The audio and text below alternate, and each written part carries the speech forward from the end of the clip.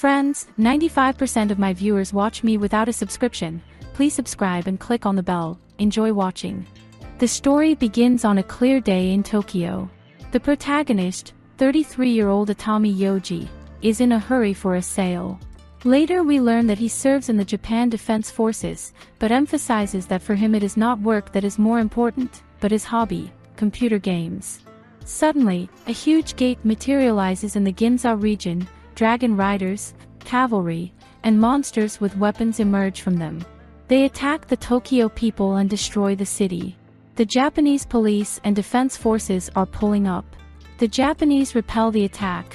The remnants of the attackers are hiding in the gate. Itami excels at rescuing people, killing enemies, and giving the policemen useful instructions.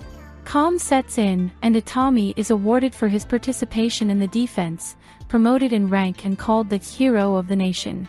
But the gates remain, and the government decides that for security and intelligence it is necessary to create a special military district behind them.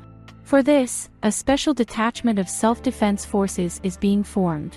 Itami is included in its composition as distinguished in the first battle, and General Hazama is appointed commander of the group. The squad goes through the gate and discovers a parallel world that has magic and technology that is far behind the Japanese. But there are rich natural resources and excellent ecology. The Japanese find themselves on the territory of the local empire, capture Arnis Hill and set up camp. The army of the empire is defeated by the aliens, so the emperor convenes neighboring allies to create a united army. But thanks to modern weapons, tanks, missiles and air vehicles, which the locals considered charms, the Japanese beat off all attacks. It turns out that the troops of the empire itself did not enter the battlefield at all.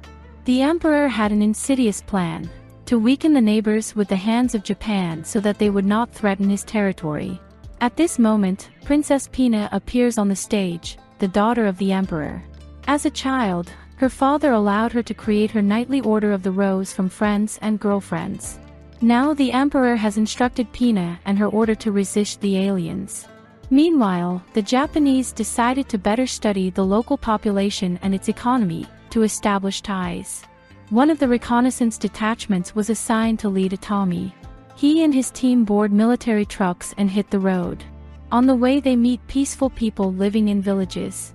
The party passes through the settlement of Koda, and soon after they see a forest in flames and a huge fire-breathing dragon. In the forest, Itami's team finds a settlement burned to the ground. All its inhabitants died. But in the well, they discover the only survivor, a slender, quiet blonde. She turns out to be an elf named Tukaluna Marceau.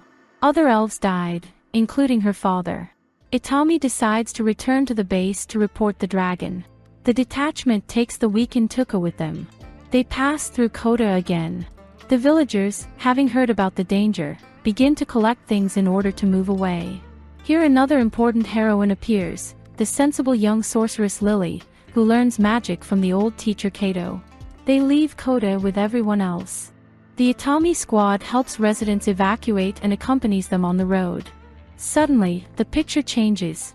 Bandits are sitting in the night cave, planning pogroms of the villages depleted by the war. A black-haired teenage girl with a huge axe approaches them.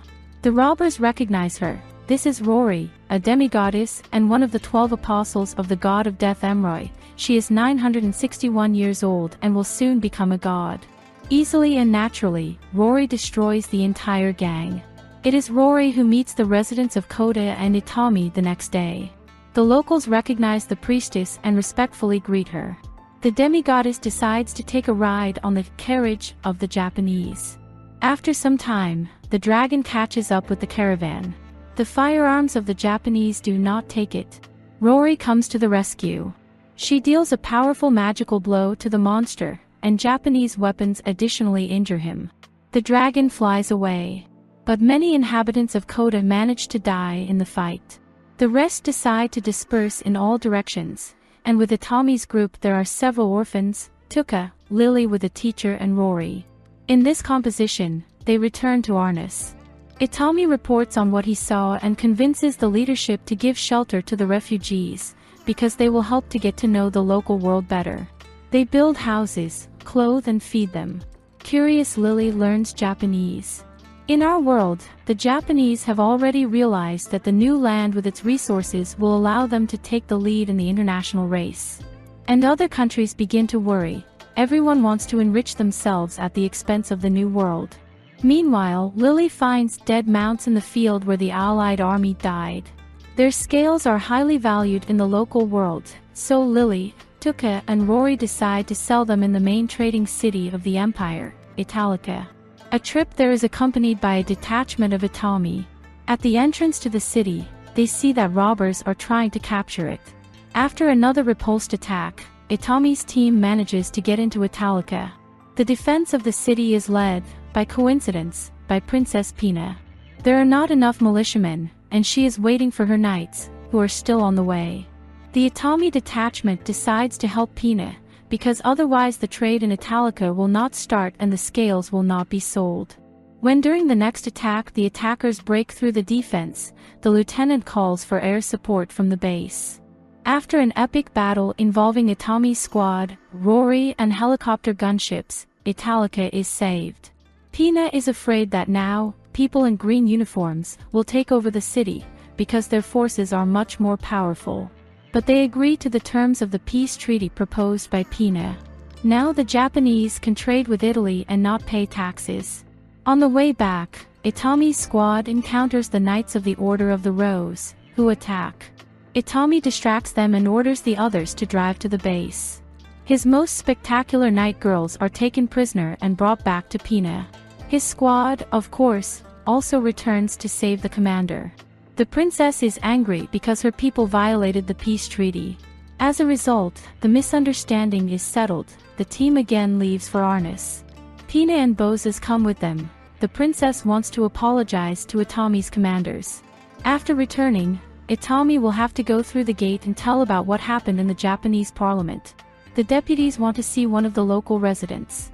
Tuka, Lily and Rory are sent with the lieutenant, as well as 2 members of his squad.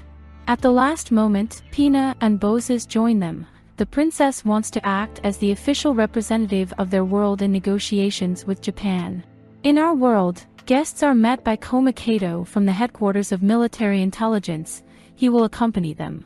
From his lips we learn that Itami went through a special forces school. This is a surprise for the whole team. In the parliament, Itami and the aliens are interrogated by a deputy, trying to force them to admit that it was the Japanese soldiers who were to blame for the deaths of the inhabitants of Kota from the dragon. But no one agrees with this, and Rory generally delivers a fiery accusatory speech.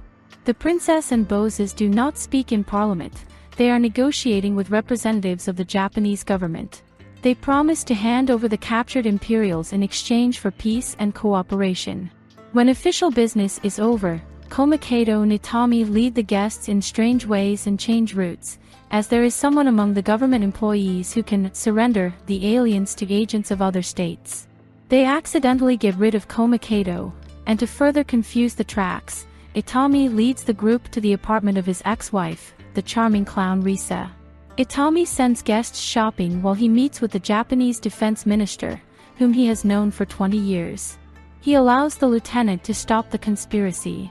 Then Itami leads his squad to a hotel with baths, around which a large detachment of Japanese special forces is located for protection. But while the guests are having fun, the Prime Minister calls the Minister of Defense and orders to remove the guard. It turns out that the US government has collected dirt on the Japanese ministers and promised to make it public if the Prime Minister does not give them aliens. The Minister of Defense is forced to remove his people, and American agents are sent to the hotel. But on the way they run into other armed people. These are the special forces of China and Russia, who also claim to be in contact with another world. A gunfight breaks out, and an agitated Rory appears on the scene and kills everyone indiscriminately. To bring the girls home, Itami comes up with a trick. With the help of Risa, spreads the news online that the aliens will lay flowers at the memorial in Ginza. Due to this, a huge crowd of people gathers in the area. Finally, the whole group successfully crosses the gate. Several months pass. A whole city has formed around Arnis, where there is a lively trade between the Japanese and the inhabitants of the empire. Princess Pina, secretly from her father, persuades the nobility of the empire to agree to peace with Japan, using the promise to return relatives from captivity and gifts from Japan. A mysterious beauty with olive skin and snow-white hair arrives in Arnis, the dark elf Yao Hadushi. She came to ask for help from people in green. Her family is being destroyed by a wounded dragon. Yao brought her tribe's huge diamond to repay. At first, her search is unsuccessful because she does not speak Japanese. Finally, Yao gets to the military, and Lily helps her with the translation. But General Hazama refuses to help, since the Yao forest is outside the borders of the empire, which means that sending military forces there is tantamount to declaring war. Yao is desperate. Several times she heard from the Japanese that a certain Itami would help her. She decides to find him. However, Itami is not at the base. He accompanies a cargo of gifts and a new diplomat for Pina. The lieutenant meets with the princess, gives her valuables and a new comic book that she loved in Japan. When Itami departs, Pina opens the comic book, which reveals the story of the lieutenant hero himself. And Itami goes back and says, looking at the sky, peace would come sooner. After all, his philosophy is humanism, helping those in need. This resonates with the key idea of the entire series. There are good and bad people in the States on both sides of the gate, but those who forget about themselves in moments when you need to help another are especially valuable. It remains to be seen whether peace will be achieved between the Empire and Japan, whether Itami will help the Black Elves, and he himself, too, has yet to be fully understood. Be sure to subscribe to the channel, like and press the bell